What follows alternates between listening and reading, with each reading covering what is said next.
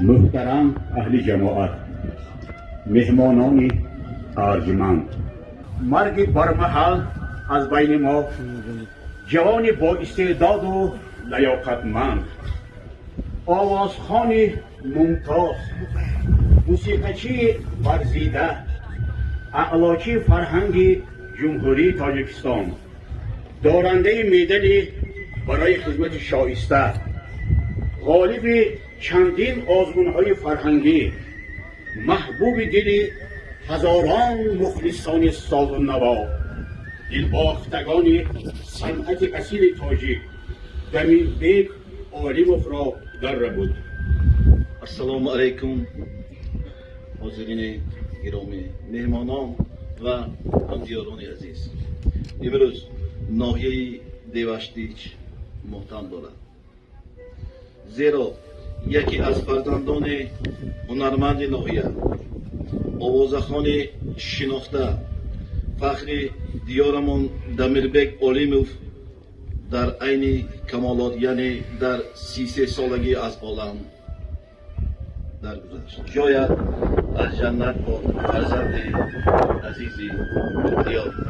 امروز برای اهل صنعت تاجیک، فرهنگیان ولایت، مردم صاحب معرفت دیوشتیچ روز گران و سنگین، توفاتی بی‌جبران است.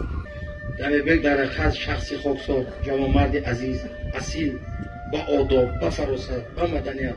من وقتی که همون سرودی نیامدی بابا ایشان تورا آهنگ بستم، دعوت کردم، وقتی یک جای خواندیم همش خودشون تشکیل کرده، سبکای ساز کرده، آمده سیمانچه گرفتن که هم توش کارا شد. من خیلی این مردم اینا قبول کردم و از نام وزارت فرهنگ جمهوری تاجیکستان شخصا وزیر فرهنگ، از نام هنرمندای بسیار مشهور دولت ما سرکرده از پیری کار استاد جلبک مرادوف که پیری همه ما هستن، پیری منو دمیربک و دیگر استادای صنعت همدردی اظهار کردن و علی عائله فرزندای پدر و مادرشون.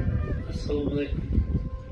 مهمانانی از دور و نزدیک آمده، من امروز بسیار منتدارم از شما که وقتی خودتان دلیل نداشته و روزی جنازه فرزند من آمدیدتان. صد بار شکر از ما نگردد، از دور گردد. یا امروز درگاه یگان تاتون نبیاد. بچه یکم من شرم نداشتم بگم که یگان خیلی وقت گشته تو کار کرده بود، از دهنش فقط شکر بود. خیلی شد چیکار کنید، هیچ علاج نیست. برای همتون رحمت یک من التماس هم است که ممکن که من خطا باشد، بچه که من بار اخیرام با کفتگی دوست رحمتی کلام همتون.